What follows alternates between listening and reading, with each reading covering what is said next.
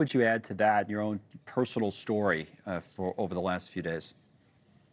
So we lost our house. We basically lost everything except for I have my family, my wife, my son. We have our kids. My wife was able to grab a couple meaningful pieces of personal property. Myself, I was on the roof. I was watering the roof. I was with the sprinklers. I was with other neighbors. That's our street. Our house is coming up right here. Right now, there's nothing there. Wow. I was helping our neighbors. Was that literally, by the way, was that your house we just saw? That was my house burning. Nothing. Yeah, Nothing. a friend had gotten in yesterday and did this video footage of our street. But I want to say something here. Sure. And a lot of people say that you can't. So I'm an attorney, whistleblower attorney, just to let you know. And I'm helping the community. We formed LAFireCane.com to assist the community because I've been getting so many calls. What do? I've been denied insurance claim, fire coverage. But one thing I want to say here is that there's nothing we could have done. That is not true. And I disagree. And the reason why is literally on New Year's Eve, there was a fire almost the same spot up on the hillside, and we could see it from explosives that were fireworks. This has happened in the past. The same ridge, I don't know if you have the footage of the super scoopers that I've videotaped. Yes. That's happened a couple times. So you think it's like a failure of preparation? Exactly. But specifically, in terms of where do you think you've had a few days to think about it, I guess. Where do you think they went wrong in their preparation? The city planning and evacuation.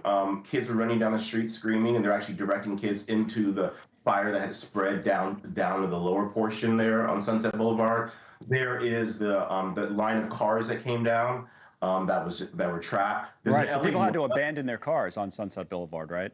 Yep, and they were bulldozed. There was an elderly woman I helped, had 3 suitcases and 2 bags. She had no idea what to do. She was in shock, and the police didn't want to help her. They said, we're here for traffic control, not to help people in this manner. And so someone else came and got her to her daughter.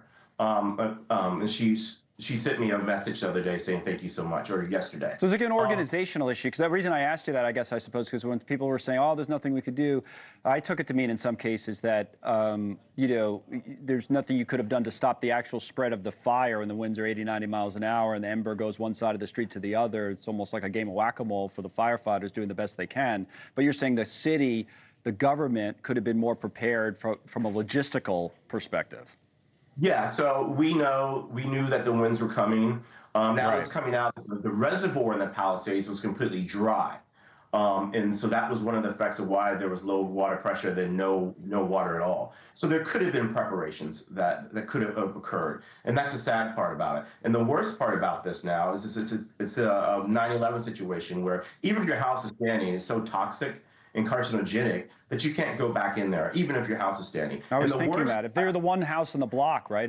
People won't go back. I wouldn't think, right? Yeah. Yeah. Yeah. And the one thing though that people have to realize that no one's picked up on yet is we've had a dry season, but the rains will come. And when the rains come, we will have mudslides, and it will exacerbate the damage. So the city needs to hear me now, and they have to say, whoa, I didn't think about that. Let's do something about that, because that will happen if the rains come. Do you know anything about, neither one of us are probably experts or professionals on the water system, but I've been trying to, ask people about it and think about what went wrong on that front, because there's been some saying, well, you should have brought the water down from the north and this kind of thing. And then I was looking into it, and I'm trying to understand how it all works. Like, for example, there was someone arguing, yeah, we had enough water. It's just that it was, to your earlier point, it was the pressure that suffered. And the Department of Water and Power CEO said that they pushed the system to such limits. It was like 4 times the normal demand for 15 straight hours.